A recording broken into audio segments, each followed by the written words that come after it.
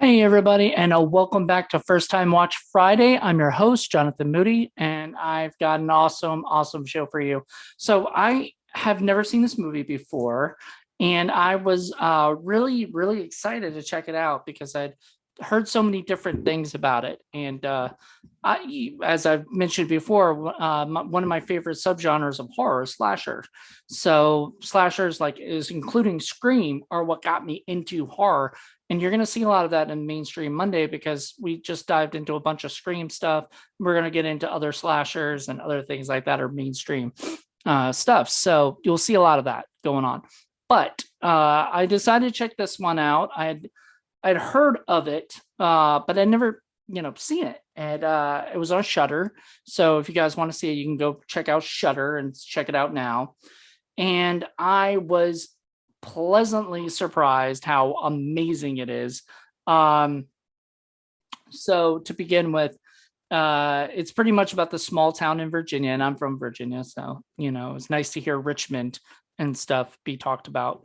But it was basically about the small town in Virginia that sort of has this big secret that happened years before, and nobody really talks about until it kind of starts getting brought into the light.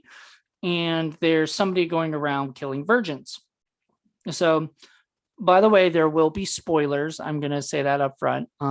So if you haven't seen the movie, go check it out on Shudder. Shudder is actually like $5, to get. So $5 a month. So it's definitely worth it. There will be a lot more reviews coming, like first time watches coming from Shudder, actually. So get ready for that.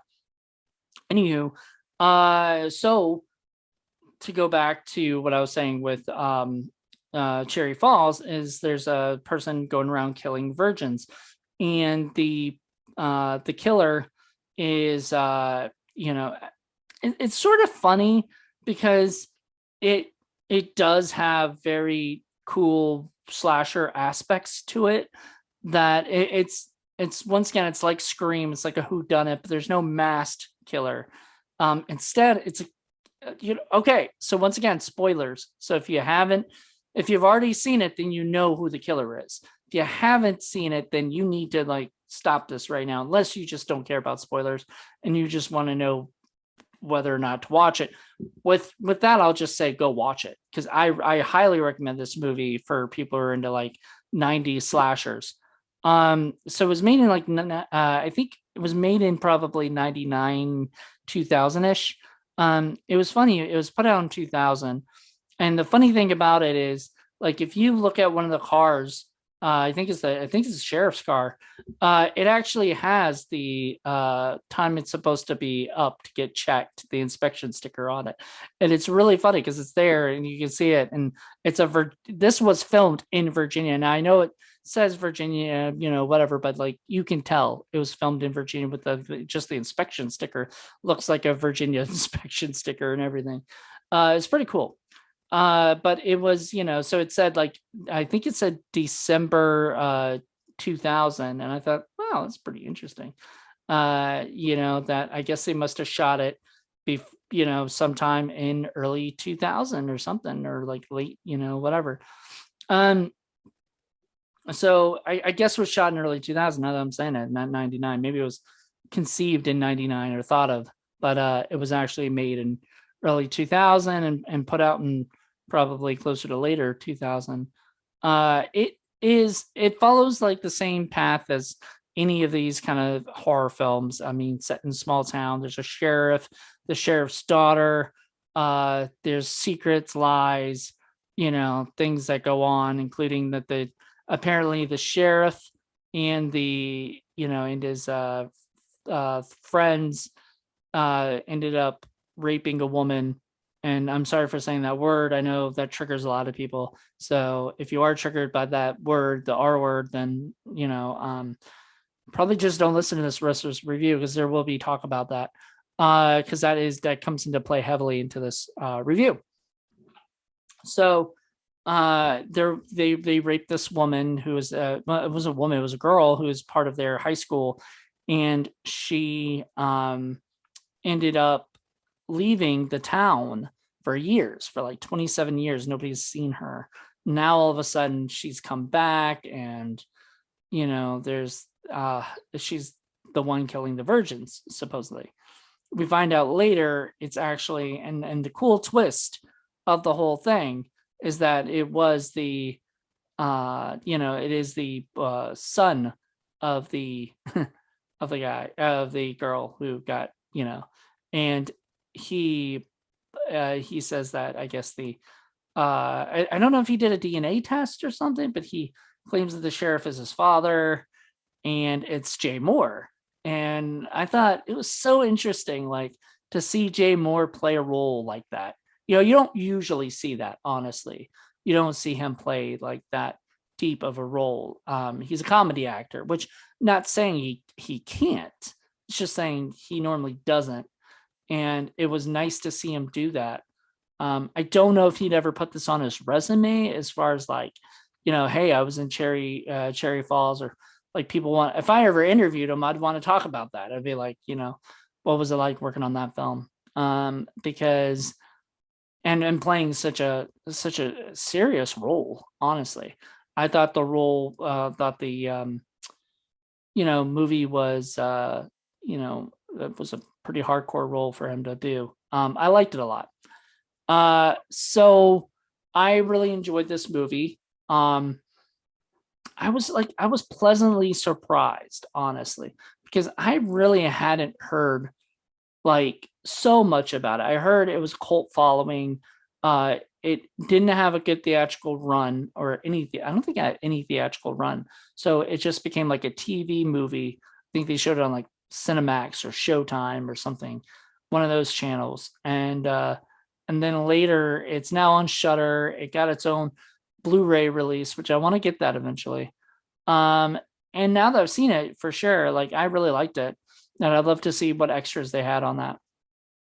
So all in all, I think it was a very cool movie. Like, I liked it. I like Brittany Murphy in it. This was like obviously after Clueless, after her success with Clueless. So about 5 years later, and maybe a couple years before she did 8 Mile, and obviously before her death. But she was sort of kind of blowing up in this indie world, and she was doing really well for herself. And this movie was great. Michael Biehn is in the movie, Candy Clark, Jesse Bradford, and Bray Blair are in the beginning of the movie. And they're sort of like the Drew Barrymore thing, where, oh crap, those are people we actually know, and now all of a sudden they're the first to go, right? So in the first 5 minutes of the fucking movie, they're dead, because they were virgins. And the only thing I didn't like about this movie, and maybe I would have liked to dive more, but like, the virgin aspect really sort of, I don't know if that was there to throw the cops off or something or whatever, but like, I don't know if he was specifically targeting virgins for real, or it just happened. That was just a crazy coincidence, as they say in the movie. So I don't know. It kind of leaves you up to thinking that maybe, what Jay Moore wasn't really planning to kill the virgins. It just so happened that they might, were virgins they killed. Because like, what if the two people in the car had actually ended up hooking up in the car before they got killed? Like, would he have left them alone to begin with, or would he still have killed them? And would have that thrown the whole thing off? I don't know. But so that was an interesting thing, is like that they were targeting virgins.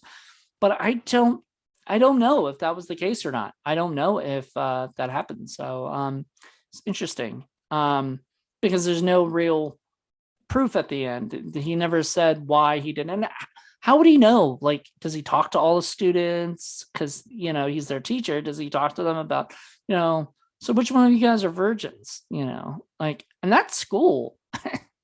We're virgins. I think it's really sort of ironic that the movie's called Cherry Falls, and it's about virgins. Don't know if that was like sort of like implied in the title, that that's sort of what they were getting at. But yeah, it's because honestly, it's just a place called Cherry Falls. Like, it's not, obviously, it's not supposed to be a town where there's just nothing but virgins. That would be an interesting idea for a movie. But yeah, once you've had sex, you got to leave. That's that sounds like kind of a funny comedy idea. Uh, but yeah, I don't know. I don't know if that was sort of the case, if that was implied or not. There's never really discussed, but it didn't like stuff like that didn't even matter to me. Because the story and the characters and especially the actors, I mean, Michael Biehn was so good in it, and I just loved his character. I've loved him ever since like Terminator. So like seeing in Aliens, he was in that. He's just amazing. He needs to be in Avatar 5 or whatever movies that they're doing. Um, but yeah, he is one of those people that obviously kind of leveled it up and made it, bigger than it was. And I like read somewhere that he wasn't sure about playing that role, or something because he didn't want to just do a slasher. Like he read the first like 10 pages and just didn't want to do another slasher. But I think once he started seeing more and more of what was developing and his character arc and stuff, I think that made him want to do it. Um, so and his arc had like he had a great character arc. I like the deputy, but this bothered me, and we talked about it in one of the Scream ones. I'm thinking it was part 4, so we might have already talked about it, but I just get bothered by deputies bossing other officers like around. I don't know, like I don't believe, like I always thought it'd be like a sergeant or a lieutenant or something that tells people what to do. Or detectives or whatever, but I wouldn't imagine like a deputies to be doing that. But maybe maybe I don't know enough about that stuff, so maybe deputies do get to bark at officers and tell them what to do and stuff. That sort of makes sense maybe, but they're just one step above them. They can kind of yell at them. But she was yelling at them, and she was doing a good job. And the actress who played that character, don't know the name, and I'm sorry offhand. I honestly, after watching this movie, I would watch it again and again. Like, this seems like a movie I'd watch probably Halloweenish time. It is I kind of wish I had picked it for 31 Days of Indie Horror, but it sort of fits for horror film lovers instead. And I've got so much going on for 31 Days of Indie Horror that it's okay. I can take a break. But aside from that, I really enjoyed it. I think if you are looking for a fun slasher movie with a cool like little twist that you haven't seen, I would suggest this one. Honestly, I would sincerely suggest this. So I think if you want to check out this, you could check it out on Shudder. I would buy the Blu-ray because I don't know how much it is, but it's probably well worth it with extras and stuff, especially since this movie didn't, like I said, didn't get a theatrical play. So these are the only way we can see it. And from what I've understood, I think it's a Scream Factory release, and they will never get like the uncut version. I think the movie was actually cut down a lot, but after watching it, it didn't seem that cut down. Like, I mean, it seemed, and I don't know how much, because it was sort of more indie than it was anything else.